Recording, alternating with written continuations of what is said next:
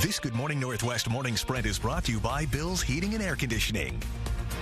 Your time is now 6:53. It is time to get you ready to take on your Wednesday in the morning sprint. Olivia Roberts has new developments in COVID booster shots, and Destiny Richards is live at Spokane's newest hockey bar this morning. But first, Mark Pearson with your first day of fall forecast. A lot like summer in our first alert weather in that weather app. Boy, it's looking pretty good, and it's free and downloadable, by the way. 73 for our high today, a normal high 71. We're going to have temperatures, again, into the mid-70s for the Central Basin, but gusty winds this afternoon. We'll be gusting 25, 48-hour forecast. Yeah, we see, again, the cloud cover and that chance of showers at a little later on this afternoon, anywhere between noon and 5. We now know the name of a man shot and killed in Spokane Valley over the weekend. 35-year-old Jackson Purdy was shot several times in the parking lot of the Ramada Hotel. Spokane Valley police say he was dead when they arrived on scene. Officers believe the shooting started over a disagreement. Investigators are still looking for the shooter. If you know anything, you are asked to call Crime Check. Spokane police shut down the intersection of Indiana and Washington for several hours overnight to investigate a fatal crash. Yet the crash happened around 8:30. We know at least one person is dead, though police have not released any further details. We'll be sure to let you know when we learn more. Brand new this morning, we're expecting an announcement from the FDA today that will affect millions of Americans 65 and older. Sources tell ABC News a third Pfizer vaccine will likely be authorized for people in that age group, those at high risk for severe illness, and possibly frontline and essential workers. That's a step that would pave the way for booster shots to be offered as early as the end of the week. But before delivering those doses, the CDC needs to make its own official recommendations. A panel that advises the agency is set to meet today and then again tomorrow to talk about the data in more detail before taking a vote. When the panel of experts meets, they'll decide who qualifies as high risk. CDC Director Rochelle Walensky is then expected to weigh in by the end of the week with an official recommendation for who exactly gets those shots.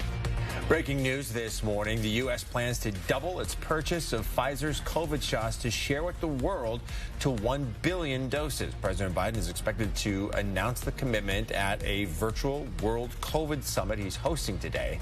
The doses will begin shipping to low and lower middle income countries in January.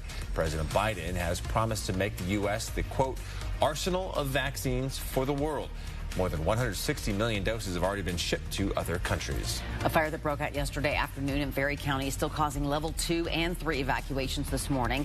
People living near Heron Creek, Spring Ridge Road, Goa Way, and Grizzly Loop have been evacuated due to the fire off of Double J Road in Republic. There are also level 2 evacuations in place for Timothy Lane, Hamadryad Lane, Dillon's Way, and O'Leary Way. The sheriff's office asks for people to stay away from the area and to stay clear of helicopters and planes on the water. We've been live all morning at Lord Stanley's. It's a new hockey bar here in downtown Spokane on the corner of Washington and Riverside.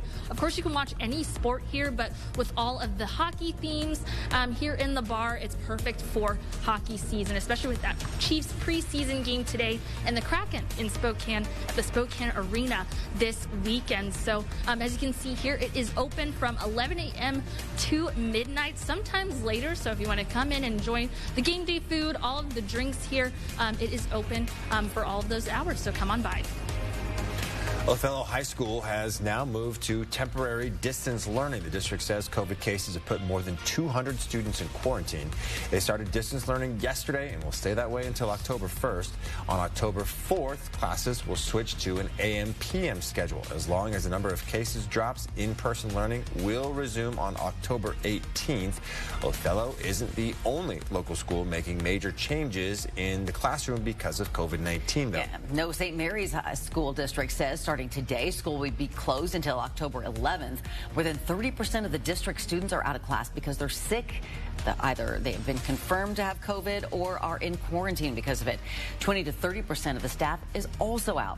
Before and after school programs, sports practices and games, all that stuff is stopped for now.